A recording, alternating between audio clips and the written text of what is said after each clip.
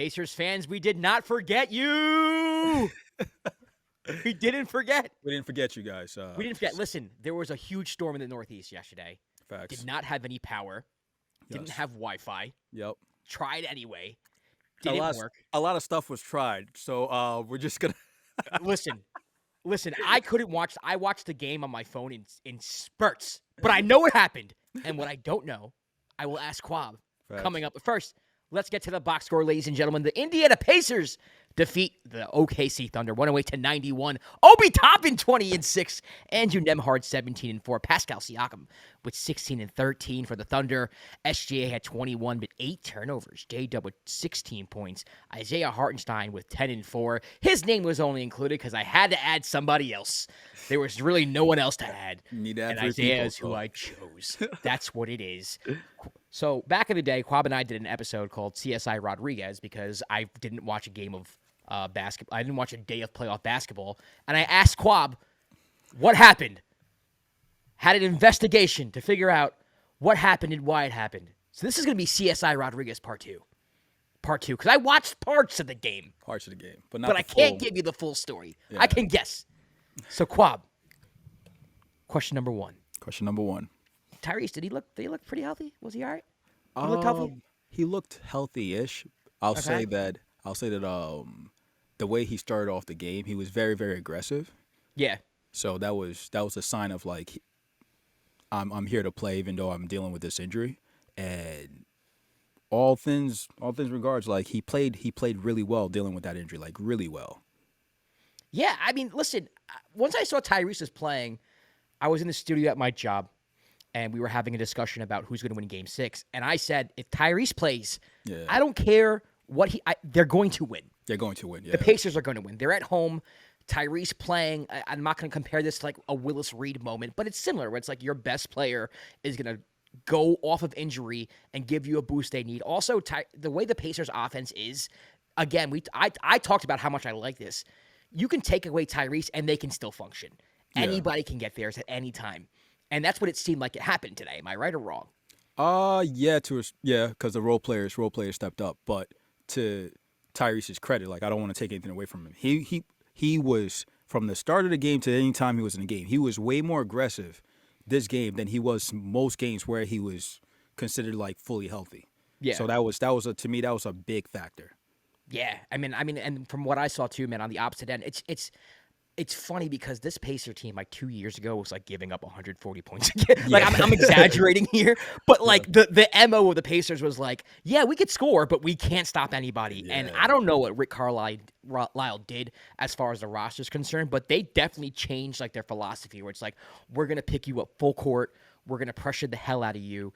And 8 turnovers by SGA, man. I have to assume, as the detective that I am, was that they were swarming him. He was forcing a lot of stuff in the paint, making bad decisions. Right or wrong? It was more so they weren't this game. They weren't pressing like they usually do, but they were trapping. They were trapping a lot in the half court. Well, they were trapping. They were showing 2 and they were trapping, and it was working. Like OKC kept turning the ball over. I think you hear a lot of media members kept saying that it felt like Indiana was playing more like OKC type defense this game compared to OKC. Yeah, because they were just you saw 5 people on a string showing hands, getting their hands on like loose balls, and that's what happens when you're in a do or die game. Like you come to play, and the Pacers came to play, especially defensively. And I always make this point. You've talked about how good the Pacers defense is. There's video, people. You guys can go and check it out. There's video since December. There's video, and when we were talking about during the preview of this series, we made a point like, yeah, the Pacers have a good defense and they can be very disruptive. And there were a couple of people who were like, oh, the Pacers defense is not that good. I'm like, you haven't watched the Pacers to make that assessment. It was all narrative, man. And again, like going back, and I don't have to watch the game to know this. Yeah.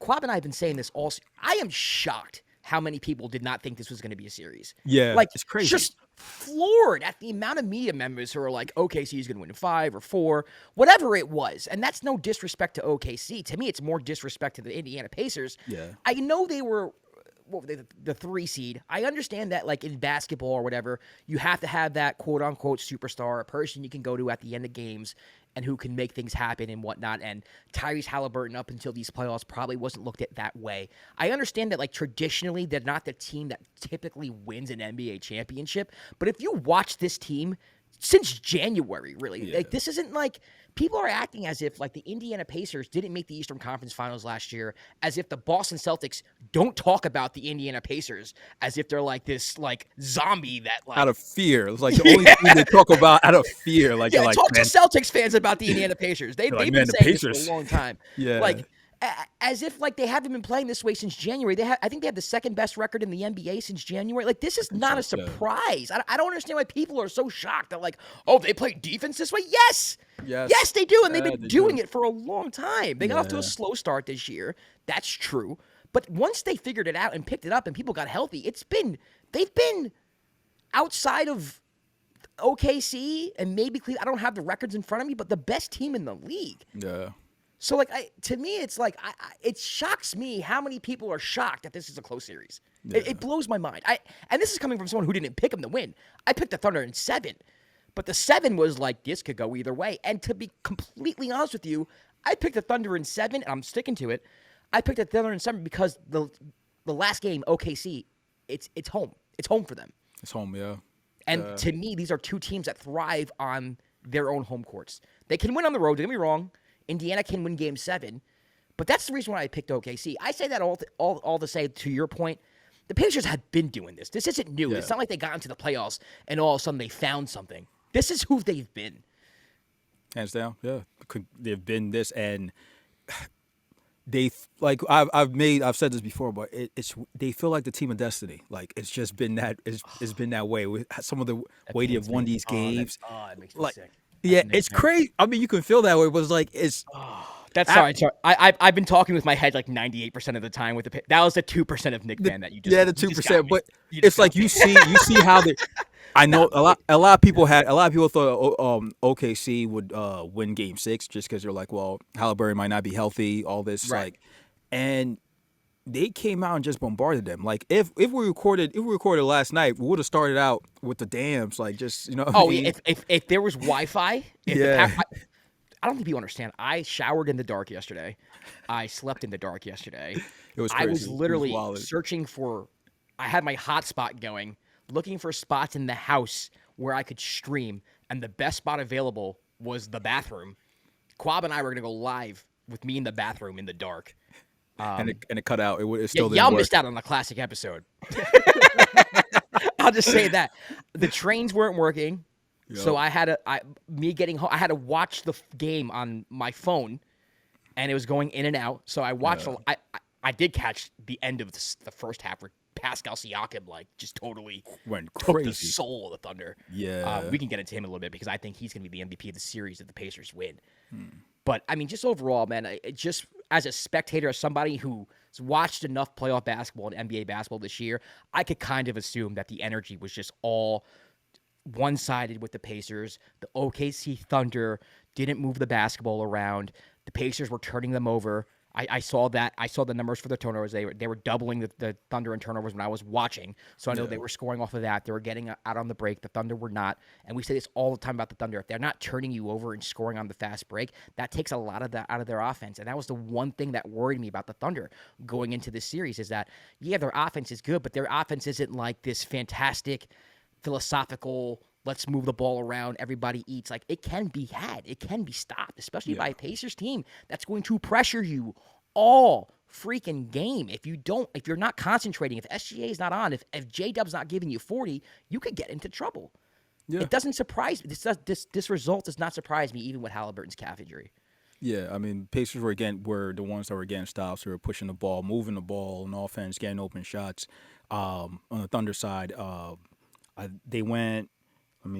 They went 8 for 30 from the 3-point line, and 7 of those threes were like when the game didn't matter. Like it was donezo. Like, so Pacers did a good job, kind of essentially like packing it in on the defensive side, getting stops. Like, and the Thunder are not really known as like a top level like 3-point shooting team in the case. So like when the Pacers kept extending lead and kept getting stops, it was just out of there. Like you getting bench contributions from T.J. McConnell, from Obi Toppin. TJ, man. Yeah, man, he's been having a hell of a series. Some people want him to win MVP so bad, bro. I mean, listen, I get it. I get it. I mean, he's been phenomenal. He's been phenomenal. But I think the MVP of the series, if the Pacers are to win, it's Pascal Siakam. Yeah, it has to be Pascal. Pascal has been like the most consistent from game one and on. So, I mean, I always make the point. I feel like the Pacers go as Haliburton goes, but Pascal has been consistent all the way out. Like, so I can see him winning the MVP if they're able to pull out the victory in Game 7. So, all right, Kwab. So I gotta ask you, man. Game 7 Sunday night. Are you changing your opinion? Are you sticking with the Thunder? We both picked the Thunder. Are you changing your opinion over to the Indiana Pacers for Game 7? I'm part of me wants to, just because I've just kind of do too, but I'm not. I kind of do, man.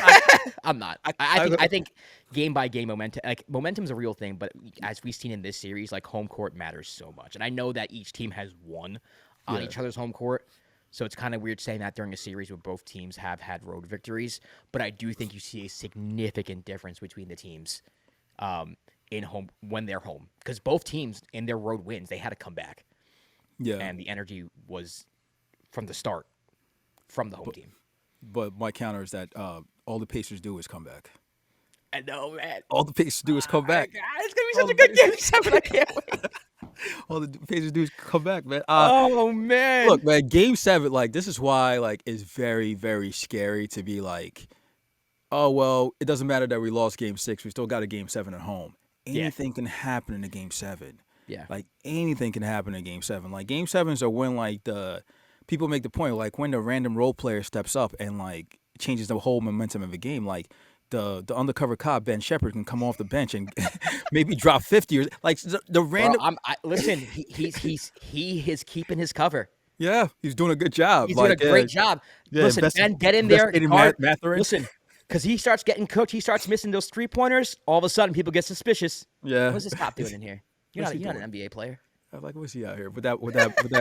No, yeah, but I can see like Ben Shepherd having like 14 points, and like 3 threes in the fourth or something like that. Yeah, also like Ben Mathurin, like even like there's anything can happen. Yeah, like, but on the other end, Casey Wallace, who hasn't had a good series, maybe can have the game of his life. Alex Caruso, who's had 2 bad games in a row. Maybe Isaiah Joe, who's been kind of he didn't play in Game 5, I think. I mean, I know he played a lot yesterday, but that's because a lot of it was garbage time. I did see him though in the game when it mattered a little bit. So yeah, but you're right. I mean, we said this all the time about the Thunder too. To be fair to them, there's something you've said all year was that like at any given moment, like a random role player just could come in and drop 20 on you. We saw it Andrew Wiggins. Aaron Wiggins. I'm sorry, not Andrew. My God, Aaron. Yeah, Aaron Wiggins. Yeah. Yeah. So like these are a possibility. So like part of me wants to be like, well, I picked the Thunder. I want to stick with the Thunder because the Thunder have clearly been the best team all year. Are you gonna do it? All year, but part of me wants to. That's why I don't pick. That's why I don't pick. I make Kwab pick. I don't pick. I don't have to do anything. Nobody can make me. You can't make me do it. Well, listen, I'm picking this. I'm still staying with the Thunder in 7. Either way, I mean, if you're a Pacer fan, what a freaking ride!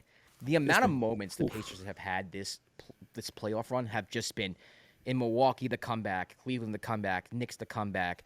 I mean, the comeback against the Thunder. So all the comebacks, the moments, like the Pascal Siakam dunk, just moment after moment, highlight after highlight, comeback. It's just as a basketball fan, it doesn't matter that I'm a Knicks fan. I'm just jealous of that fan base.